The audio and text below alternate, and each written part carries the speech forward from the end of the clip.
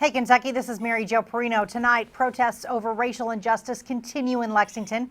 UK student athletes start their return to campus. And I'll talk to KSR's Jack Pilgrim about cats in the NBA draft. All that and more is next on Hey, Kentucky.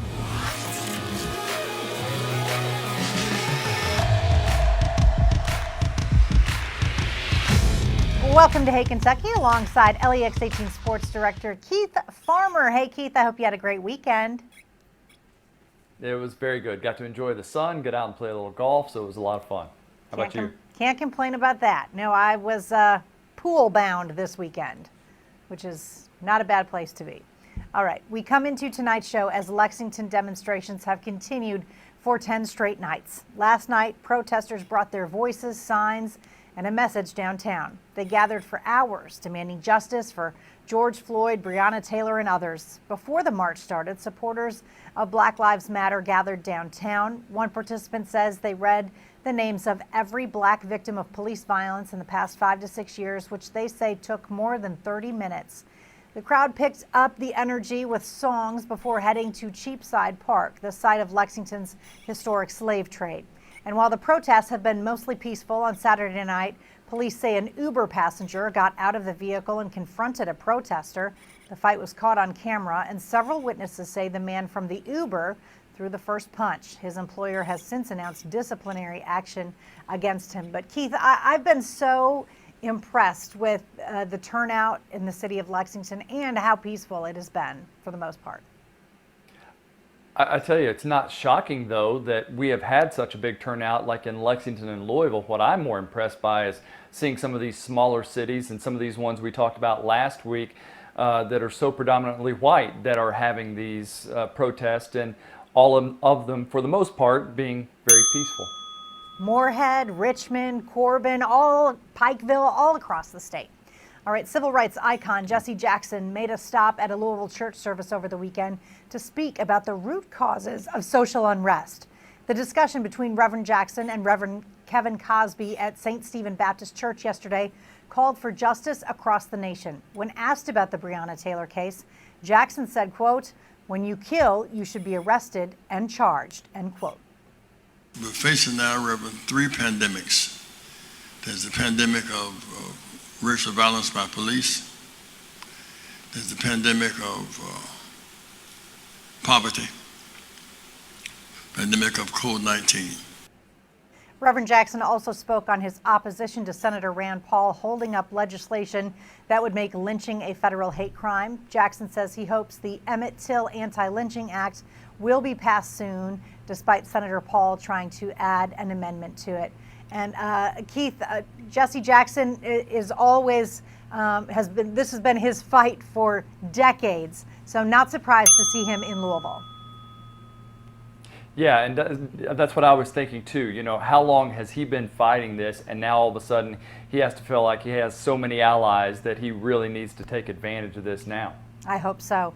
The weekend protests got off to a strong start with help from Mark Stoops and the UK football team. On Friday, Stoops joined staff members Vince Marrow and Courtney Love and many players for a march through downtown. The entire group was wearing Black Lives Matter shirts as they walked along with Mayor Linda Gordon and community leaders. Generally speaking, for 7 years, I play things pretty tight to the vest on issues, but not on this issue. Everybody has to get off the sideline and get in the game and be part of the solution. And that's just a fact. That's the way it is. And Black Lives Matter, and they matter to me a great deal. And I just can't tell you how affected I was by it. And our players wanted to speak out. They wanted to do something. I did as well. And so we put this together. Keith, I am just endlessly proud. Not many college football coaches, many of them have used their platform, but not many have done it the way Mark Stoops did and the way his players spoke. What a life lesson for these young men. And it was just such a sight to see. I'm so proud of them.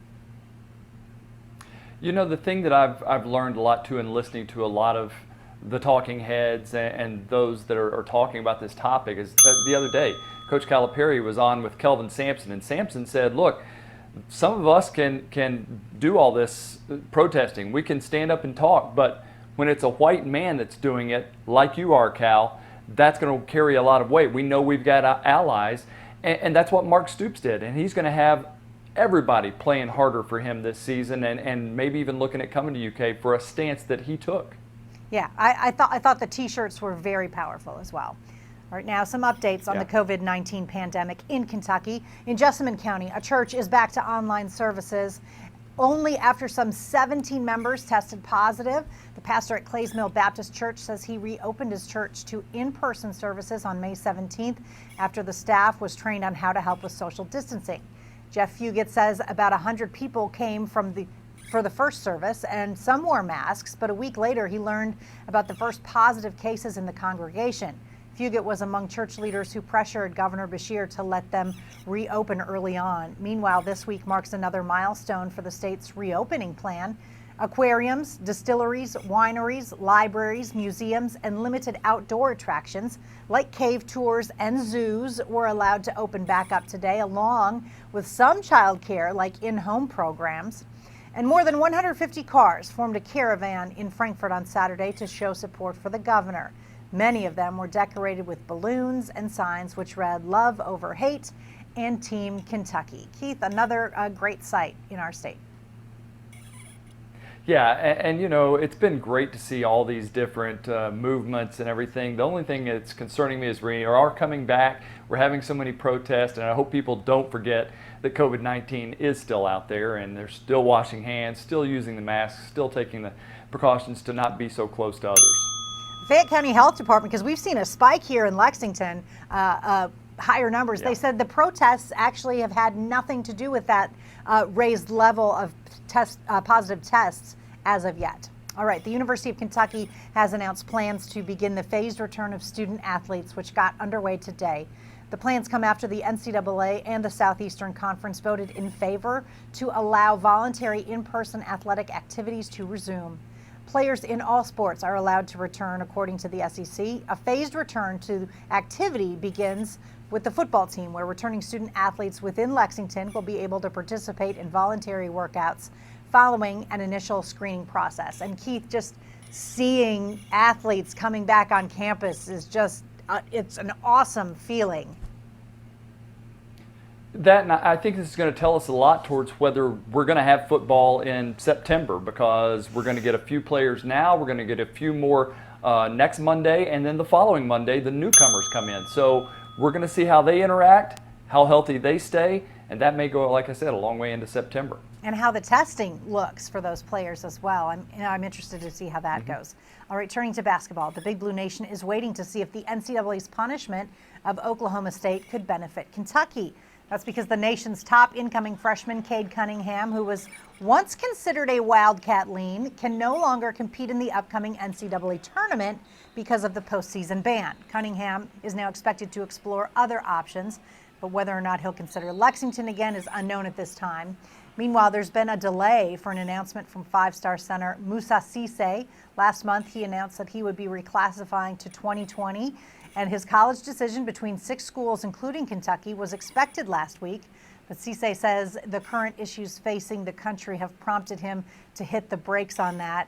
But Keith, I mean, it is possible, while I believe it's unlikely, but it's possible that 2 more guys could end up in Lexington.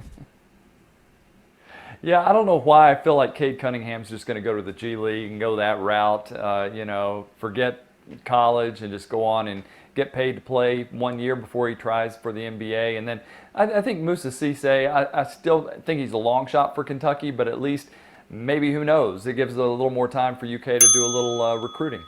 That's right. All right, now in Hey Kentucky, in case you missed it, a review of recent headlines. A Louisville statue that has drawn controversy and has been defaced several times over the years has now been removed. The John B. Castleman statue in Cherokee Triangle with ties to Confederacy was lifted away by a crane this morning. In Frankfort, lawmakers are hearing about what they could do to help fix policing in Kentucky.